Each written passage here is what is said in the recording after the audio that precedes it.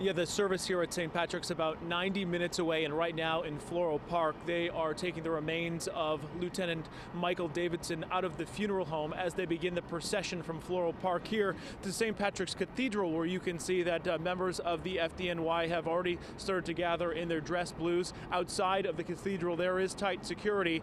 They have put boulders in front on 5th Avenue, and also members of the counterterrorism response team are standing guard on each end of St. Pat's this morning. The procession taking place from 57th Street down 5th Avenue a little bit later on this morning, where you expect to see about 10,000 members of the fire service come to pay their respects to one of their own who died in the line of duty. Last night, we saw a similar event taking place at the funeral home, where hundreds lined up and saluted the family of Lieutenant Davidson at the Floral Park last night. The department, of course, showing they'll forever be there to support the family, even as the firefighters themselves struggled to cope with the enormous grief of losing one of their own. Mourners wrapped around the building, some waiting hours to get inside. Friends remember Davidson as a fearless firefighter who loved his family and his job. Last Thursday, he was the lead man into a Harlem brownstone partially being used as a movie set. The blaze started in the cellar, and Davidson became separated from his unit. The ME released the cause of death as smoke inhalation. And there was a movie being filmed inside of that building, where Edward Norton was the director, and he said that one of his crew members actually spotted the fire emanating from up in the building. And Ed Norton has released a statement, in part talking about this tragic event, saying that it's devastating to contemplate that one of the men we watched charging in there lost his life.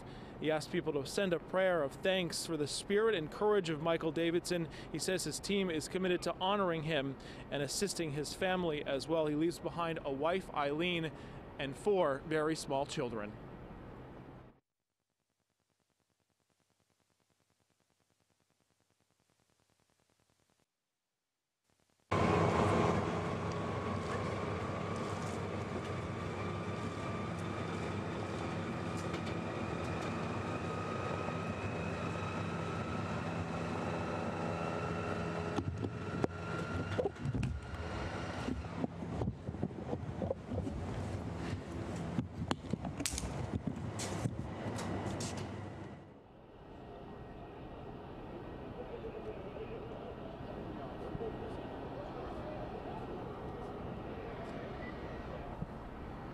And back out here outside St. Patrick's Cathedral, you see the preparations being made to receive the body, as you just saw, being taken out of the funeral home in Floral Park, as we pause for a moment of silence to remember the life of Lieutenant Michael Davidson, who was posthumously promoted after this tragic event. He now is the 1,150th member of the FDNY to die in the line of duty. We will have complete coverage for you this morning as the procession begins to take shape about 10 o'clock. We'll have it for you live here and online.